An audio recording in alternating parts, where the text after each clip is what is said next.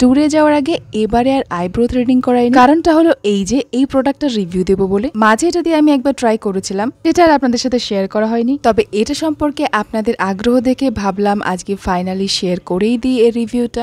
আমার ফোনের ফ্রন্ট ক্যামেরাটা অতটা ভালো নয়, তাই জন্য স্পষ্ট আপনারা বুঝতে পারছেন না।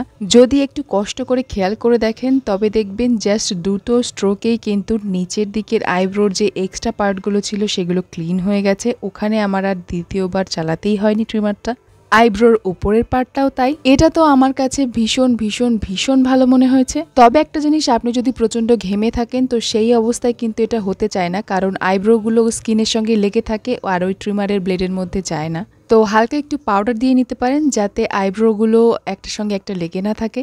আমার কাছে জিনিসটা খুবই হেল্পফুল। যারা আইব্রোটাকে প্রপার শেপে রাখতে পছন্দ করেন অথচ আইব্রো থ্রেডিং পছন্দ করেন না পেইনফুল হওয়ার কারণে, তো তারা এটা ইজিলি রাখতে পারেন। এটা কিন্তু রিচার্জেবল আর নিচে একটা সুইচ দেওয়া থাকে যেটা খুব সহজে অন অফ করা যায়। আমি এটা অনলাইনে 1000 টাকায় পেয়েছিলাম। এর থেকে অনেক কমেও পাওয়া যায়, তবে সেগুলো কতটা ভালো হবে আমার ঠিক জানা নেই। এইটা কিন্তু দারুণ কাজে দেয়। তবে একটা কথা আমি বলে রাখি এখানে, এটা কিন্তু একেবারে আইব্রো থ্রেডিং এর মতন এফেক্ট দেবে না, কারণ এটার সাহায্যে আইব্রোগুলোকে কিন্তু তুলে ফেলা হচ্ছে না, উপর থেকে কেটে দেওয়া হচ্ছে। তাই ট্রিম করলে কিন্তু থ্রেডিং এর তুলনায় তাড়াতাড়ি আইব্রোটা ভিজিবল হয়। তবে এটা দিয়ে আইব্রো ট্রিম করতে যেহেতু 2-3 মিনিটের বেশি সময় লাগে না, তাই কিন্তু কোনো সমস্যা হওয়ার কথা নয়। প্রোডাক্ট লিঙ্কটা স্ক্রিনে অথবা কমেন্ট বক্সে আমি দিয়ে দেবো।